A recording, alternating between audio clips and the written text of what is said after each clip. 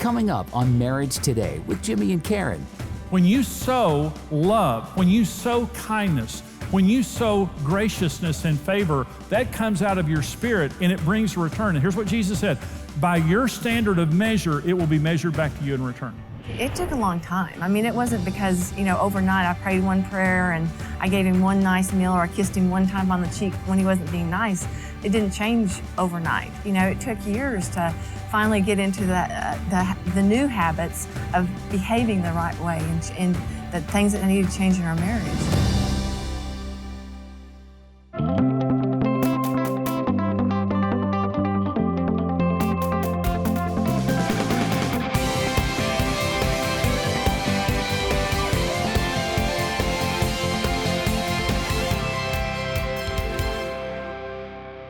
The number one law of love is the law of sowing and reaping. In the very beginning, in Genesis 1, God told Adam and Eve that their future depended upon them sowing and reaping. He said, I've given you seed. The way you're going to take dominion over the world is you're going to sow these seed that I've given you until you fill the entire world. Galatians chapter 6 says this, do not be deceived, God is not mocked, for whatever a man sows, that will he reap. For he who sows to his flesh will of the flesh reap corruption, but he who sows to the Spirit will of the Spirit reap everlasting life. Let us not grow weary while doing good, for in due season we will reap if we do not lose heart. So the Apostle Paul says, don't be deceived, God is not mocked. And that word mock there means to throw your nose up at God. Whatever you sow, you're going to reap it. Whether you sow it sinfully or whether you sow it righteously, everything that you sow in life is going to come back to you. So here are the 4 deceptions concerning the law of sowing and reaping. And these are very common in marriage. Number 1, I cannot sow and get a crop. I cannot sow love into my spouse. I cannot sow the right things and I can still get a crop. Here's another deception. I can get a good crop from bad seed. In all of my years of counseling, I've never had a person come to me and say to me, Jimmy, we got in a big fight last night. My spouse cussed me up one side and down the other. And boy, it helped. I mean, that right in the middle, then cussed me out. The light came on and I could just see clearly for the first time. I'm just so thankful I married someone who's willing to cuss me out when I need it. Don't be deceived. God is not mocked. If you sow a bad word, you're going to reap a bad result from that. But if you sow a good word, you're going to get a good result. Number 3, deception is sowing good seed won't work. And some people say, well, not in my marriage, it won't work. No, not in my situation. And you say, well, you need to do the right thing. Don't be deceived. Whatever you sow, you're going to reap. I can get many harvests out of one sowing. That's another deception. I shouldn't have to work at my marriage all the time. I worked at it at the beginning, and that should be enough. No, you have to keep sowing and reaping, okay? But here are the ways that we sow into each other's lives. Proverbs 18. And this is interesting. A man's stomach shall be satisfied from the fruit of his mouth. And fruit means the result of seed. A man's stomach is going to be satisfied from the seed that returns back to him. From the produce of his lips he shall be filled.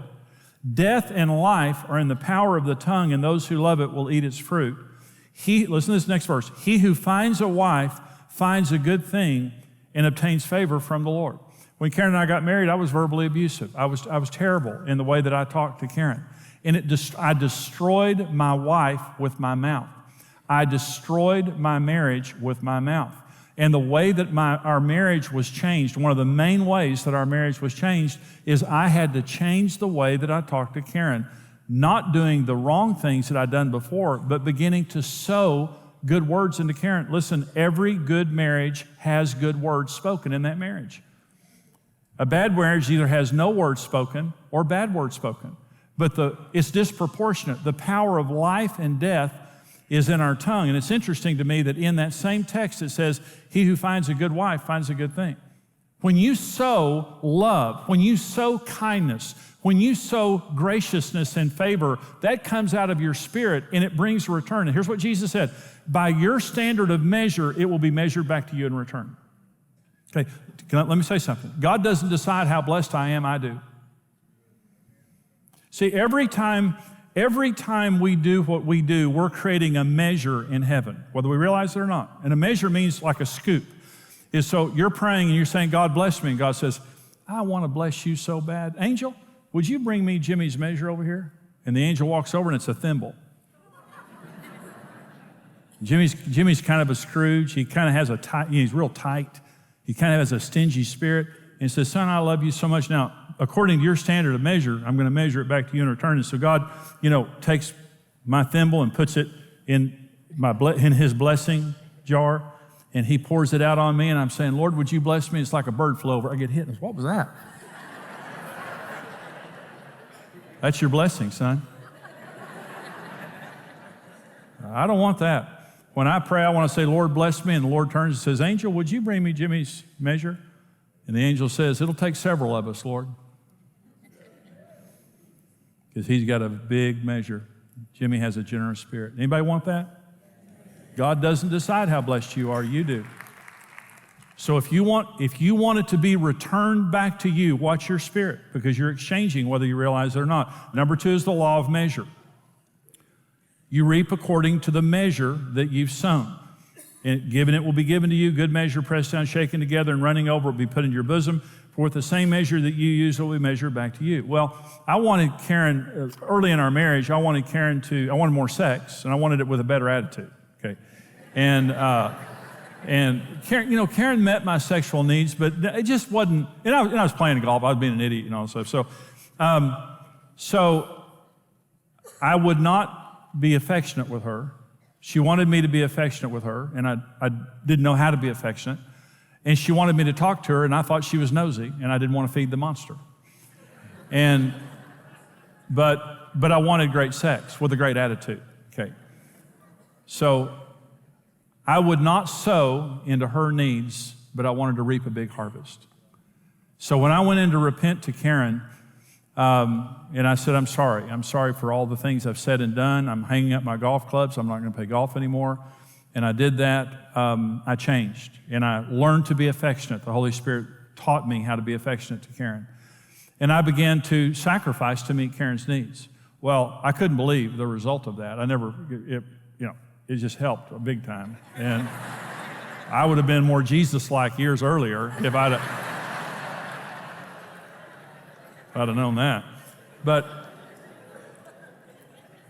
any smart farmer knows it's not how much seed you got in the barn, it's how much seed you got in the ground. You have the ability to meet your spouse's needs. And to the degree that you take that seed out of the barn and sow it into your spouse, according to your standard of measure, it will be measured back to you in return. And I'm not saying that you ought to stand in the house and say, well, I can't meet your needs because you didn't meet mine. Jimmy said that you hadn't sown into me, I can't give it back to you. That's not what I'm saying. I'm just telling you what the law says. Number 3, the law of investment. You reap where you sow. You don't just reap what you sow, you reap where you sow.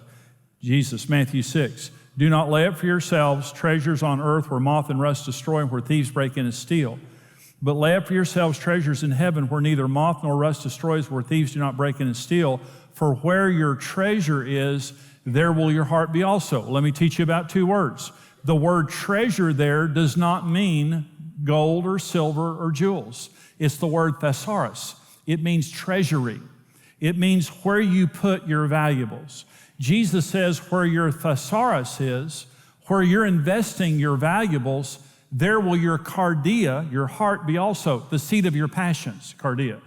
Wherever you are investing yourself, your passion will be there also. My passion was on the golf course. When Karen and I got married, we were out of love. I mean, we just didn't have any, we were fought all the time. We were out of love. But my passion was on the golf course. See, your passions tell on you. And what Jesus says here is wherever your treasure is, your passion's going to be there. See, your passion tells on you. We should be passionate about Jesus, number 1. If you give Jesus the first of your time, talent, and treasures, your passion's going to stay with Jesus. Let me say it another way. Givers never backslide. Because wherever your treasure is, there your heart will be also. When you give God the best of your time, talent, and treasure, it locks your passion with Jesus. And He stays number 1 in your life. When you give your spouse the time and energy that they deserve, your passion stays within your marriage. But when you take the best of your life, if you sow into your children, you reap there. If you sow into your work, you reap there. You should sow into your children. You should sow into your work. Never taking away from God in your marriage. God is first, your marriage is second, your children are third, church is fourth, work, friends, everything else is down the list. And if I don't sow down here, I'm absolutely going to sow here. But I'm not going to take this and sow it somewhere else. Because if I take away from God and sow it over here, my passion will leave God and come over here. If I take away from my marriage for the sake of my children or work or something else, my passion is going to leave my marriage and it's going to come over here. So the law is this: if I sow in my marriage, I'll stay passionate about my marriage. When two people are sowing into their marriage, guaranteed you're going to stay passionate about your marriage relationship. You reap where you sow, okay? It's called the law of investment. Number 4, the law of return. All seed has a germination period and will return in a harvest in due season. Galatians 6. Don't be deceived, God is not mocked, for whatever a man sows, that will he also reap. And then it says in verse 9, in due season we shall reap if we do not lose heart. Well, I had a man in counseling came in and he said, Jimmy, I've been a jerk, I've been terrible to my wife, and now she's wanting to divorce me and everything. And he says, but I want to keep her. And I said, okay. And so I talked with him about, how he could go home. I said, go home, tell your wife you're sorry, repent to her. So I did that. And I said, good, well, just go home and meet her needs and love on her and show her that you're a changed person. And I said, well, come back and see me in a week or two. So he came back and see me the next time. He said, we're just going to go ahead and get a divorce. And I said, why? And he said, I tried that for a week and it didn't work. Well, in due season. All seed has a germination period. And farmers have to be very patient. When you sow, you may be going through a difficult time in your marriage. And a woman wrote us a letter and she said, my husband and I are going through a terrible time. And he shut down communication. And it wasn't because of her, it was because of something else that was going on in his life. He went into depression, kind of went into a shell. And she said, I realized the only way to him was through sex. And she said, and I decided rather than getting mad and withdrawing, I was going to sow into his life sexually because it was my only point of contact with him. And her story was, it took a period of time, but her husband came out. Their marriage is better than it's ever been because she was a wise woman who through a difficult period of time kept sowing into her husband rather than getting her feelings hurt and walking away. Farmers have to be patient. All seed has a due season. And when you're doing the right thing, when you're sowing in, your spouse isn't doing what you're doing. They're not as interested as you are. But you're sowing into your marriage. This is what Karen did. You sowing into your marriage. You're sowing into your marriage. The devil will come to you and say, there's no hope for you. You need to get out of this. They're never going to change. Do not be deceived. God is not mocked. Whatever a man sows, that's what he's going to reap. In due season, you're going to reap. Don't grow weary in well-doing. That's why the devil comes to discourage us, is he wants us to believe that it's, it's not going to work for us. There was a woman that I worked out at a place for years, and there was a woman that sat at the front counter of this place, and she had the personality of a rattlesnake. And that's, I want to apologize to all the rattlesnakes, because she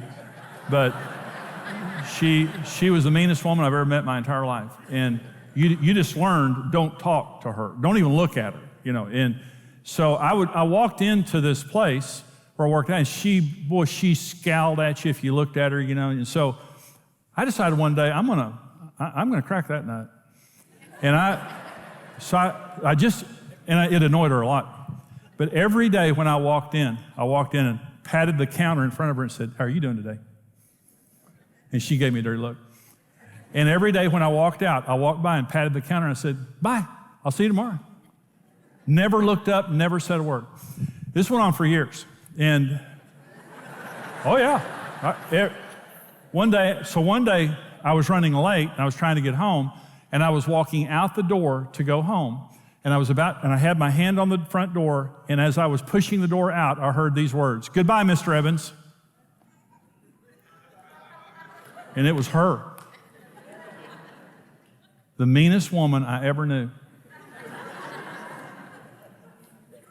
I sowed kindness into her, and she didn't sow it back to me. But years later, she spoke a kind word. I don't know what happened to that woman in her past, but probably something really terrible. It's probably some man hurt her very deeply. And my words were sowing kindness back into her. Don't grow weary in well-doing. In due season, you're going to get it back if you don't lose heart, if you don't lose faith in God. Law number 5 is the law of grace. Now listen to this very quickly. 2 Corinthians 9. This I say, he who sows sparingly will also reap sparingly. He who sows bountifully will also reap bountifully. Let each one give as he purposes in his heart, not grudgingly or of necessity, for God loves a cheerful giver. God is able to make all grace abound toward you, that you, always having all sufficiency in all things, may have an abundance for every good work. Paul is taking an offering here for the saints in Jerusalem. And he's saying, if you sow bountifully, you'll reap bountifully. If you sow sparingly, you'll reap sparingly. For God is able to make all grace abound toward you, so that you, always having all sufficiency in all things, would have an abundance for every good work. Well, Karen and I, there have been times that we've given offering to the Lord that we wanted a financial harvest to come back from that. And we were believing for that, and we've seen miracles in that regard. But there came a point in our lives where we didn't need a financial miracle. We were giving an offering, but we needed a different grace. And we have 5 grandchildren, and 4 of them were born after years of waiting on them because of infertility. And we remember, Karen and I remember when we gave offerings to the Lord where we were sowing, and we said, we don't need money, Lord. We're believing for a harvest for a grandchild. We pray that you'd help both our daughter and son-in-law and our son and daughter-in-law when they were dealing with infertility. And we have 5 grandchildren. We have a bonus child. We have a bonus baby. And but I need honor. I need sex. I need Karen to be my buddy. And I need domestic support. Karen needs security. She needs communication. She needs soft, non-sexual affection. And she needs leadership. See, I don't need what she needs. But here's what God promises. When you give graciously to meet a need that you don't have, God will return that in the grace that you need. See, the people that Paul was taking the offering from, the Corinthians, they had money. The saints in Jerusalem didn't have money. So he was saying, out of your abundance, give so that we can meet their need. They gave money. And here's what Paul promises. God's able to return that to you in the grace that you need. You may need the grace of health. You may need the grace of prosperity or promotion. You may need whatever grace that you need. So when I come to Karen, and this is what I did when we first got married, I rejected her because she was different than me. And I was not willing to give her the grace that she needed, believing that when I sowed into her, that God was able to meet the grace that I needed. And so when you meet each other's needs in marriage, it's the law of grace. If I want my needs met, I need to meet somebody else's needs. If I want God to return this to me, I need to meet the needs of my spouse that they have. Well, I hope you enjoyed that teaching today. You know, one of the most important teachings that I've ever brought is a message called Flying High in Marriage. And it's a powerful message to help you to have the marriage of your dreams and to have a marriage that's great, that it lasts for a lifetime. And that message is called Flying High in Marriage. Right now, for your gift of any amount to support us here at Marriage Day, I want to send you the CD single of that message. It'll really bless you. For your gift of $75 or more right now, I want to send you the full 5-part seminar series, Flying High in Marriage, and it has emotional healing and health. It has God's laws of love. It has tremendous messages in there to encourage you in your marriage relationship. And so right now, for your gift of $75, we want to send you the full 5-part CD series and my Right One book. The Right One is a book about dating and marriage, and it's perfect if you have a child or someone that you know that's high school, college age, single, divorced, or whatever. Perfect book to help them prepare for marriage. Right now, for your gift of $120 or more, we want to send you the DVDs and the CDs of Flying High in Marriage, the full seminar, and the Right One book and workbook. Now, the Right One book, if you're single, divorced, college, high school, whatever, it's perfect for anyone who is single and they want to get married. And the workbook is for you to take it even further, but also to have a Bible study or a small group working on, getting married and dating and doing it the right way. So we want to put these very important resources into your hands right now as you give to support us here at Marriage Today, and here's how you can do it. In the Flying High in Marriage series, you'll discover why you fell in love, how to heal from the emotional scars of life, and what keeps your relationship growing and thriving. Support Marriage Today with your online gift of any amount, and we'll send you the Flying High in Marriage single. We didn't get married to live two separate lives. We got married to share our lives together, and we're going to run this thing together as a team. Receive the 5-part CD series and the Right One book for your gift of $75 or more. In the Right One book, you'll get biblical, no-nonsense advice on successfully dating and marrying the right person. For your gift of $120 or more, you'll receive the 5-part DVD series, the Right One book, and the Finding the Right One workbook. Included in the 5-part DVD series is a celebrity panel with Stephen Curtis and Mary Beth Chapman, Tim and Charisse Brown, and Sean and Catherine Lowe. Marriage can get better year after year. You and your spouse can fly high in marriage.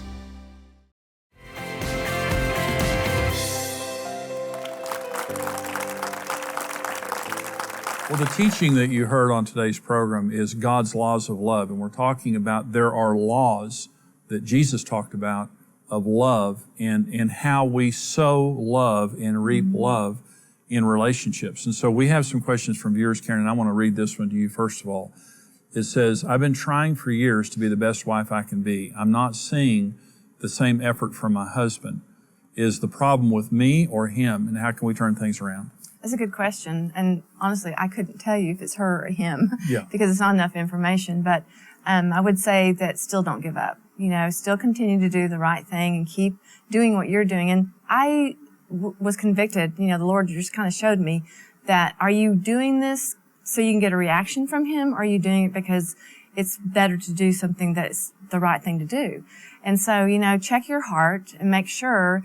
And again, if he's not meeting a need of yours, then just make that about, you know, what he's not doing instead of that he hasn't changed. Is there something that you feel like is missing in your relationship that maybe he's not aware of? But I don't know about her efforts. And that's the other thing that makes this a hard question. But I would say just keep on doing what you're doing, because in the end, it does pay off. I know with Jimmy and I, it took a long time. I mean, it wasn't because, you know, overnight I prayed one prayer and I gave him one nice meal or I kissed him one time on the cheek when he wasn't being nice. It didn't change overnight. You know, it took years to finally get into the new habits of behaving the right way and the things that needed to change in our marriage. You know, Luke 6 says, given it will be given to you, good measure, pressed down, shaken together, running over. Men will pour into your bosom. It says, for with the same measure that you use, it will be measured to you in return. The context in Luke 6 is not money, it's love. Because it's talking about love your enemies, do good to those who spitefully use you, pray for those who spitefully use you, and all that. So what I say is, by faith, sow love into your husband. But here's, in that teaching, I talk about the law of grace, and that is this. In 2 Corinthians, Paul is taking an offering. And he's taking an offering in Jerusalem for the people there that were in poverty. And he tells the church at Corinth, God is able, if you will give to this offering, God is able to make all grace abound to you, so that you, always having all sufficiency in all things, would have an abundance for every good work. Well, why is that important? It's because someone else may need the grace of money, but I don't. So I'm going to give them grace. Well, how is God going to return it to me? In the grace that I need. The Apostle Paul is saying, God is able to make all grace abound to you. See, sometimes it's health grace that we need. Sometimes it's love grace. Sometimes it's, relationship grace or something else. In other words, when I'm sowing, I'm praying and I'm believing God for the harvest that I need. So here's the trick. If I'm coming to you, Karen, and I'm saying, Karen and I are kind of struggling. I'm going to sow some sexual seeds here. We're going to have sex. Well, maybe that's not what you need. Yeah. I need to sow the grace into you that you need. You need to talk. You need to be held. You need to feel secure. And the point is, when I sow into you what you need, I'm believing God for the return of what I need. So in this wife, she says, I'm trying to be nice to my husband. I'm doing better than he's doing. You may not be doing better than he's doing. You may be doing things for him that you want, exactly what you said, Karen. And the motive there is, if I do this for him, then he'll do this for me. The motive is, I'm going to sow into my husband the grace that he needs, believing for a harvest in the grace that I need. You know something? It may be your husband that meets that need. It may be somebody else. I'm not talking about an inappropriate relationship, but I'm just saying God is able. The law there is, Jesus said, give and it will be given. Give and it. Whatever you gave away will come back to you. Good measure, pressed down, shaken together, running over. That's a law. And so God is able to make the grace abound toward us. And I'm saying that to every discouraged spouse out there. And sometimes people do say, I've been trying for a while and it doesn't work. God has laws. And when you follow the law by faith, don't get discouraged. When you follow the law and say to God, God, I'm going to go over there and I'm going to love my husband. He's being a knucklehead, but I'm going to love him anyway. And I'm sowing into my husband by faith in your word. And I'm believing you for the harvest. Try that. It's not about you. It's not about your husband. It's about God. And I believe as you do that, God will honor that. And I'm saying, I'm sitting next to a lady who did that for me. She sowed into me. She patiently sowed into me the truth, but also she sowed love into me the way that I needed it. And it broke through my hard heart. And that's the reason we're sitting here right now. We hope that this has been helpful to you today. We're out of time. Watch this.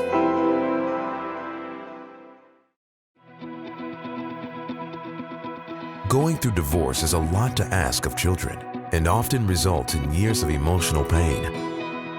It's a violent ripping apart of their parents and a sense of abandonment. What sometimes we see as a quick way out can mean complete loss for a child. You have a 100% chance of success in marriage. You were made for marriage. Marriage Today exists to protect children from the pain of divorce and to steer couples away from marital failure by telling them the truth. When you stand with Marriage Today, your individual effort multiplies with other like-minded partners, and together we can rebuild a legacy of strong families around the world. Choose your level of partnership today and receive immediate access to the video streaming library. Become a rock-solid partner today. Thank you for watching Marriage Today with Jimmy and Karen. Subscribe to Marriage Today's YouTube channel for more marriage-building videos and updates.